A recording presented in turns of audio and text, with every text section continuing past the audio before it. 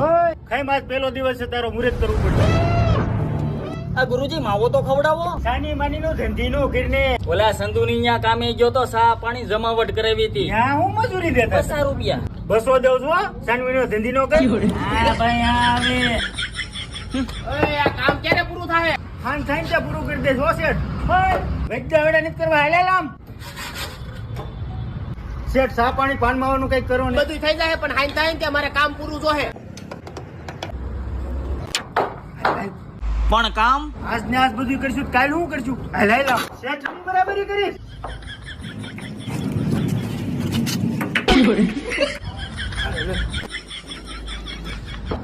ઓય હું આવે કે કામ કરવા. શેઠ આપણા ભરોસે કામ મૂકીને ગયા હોય.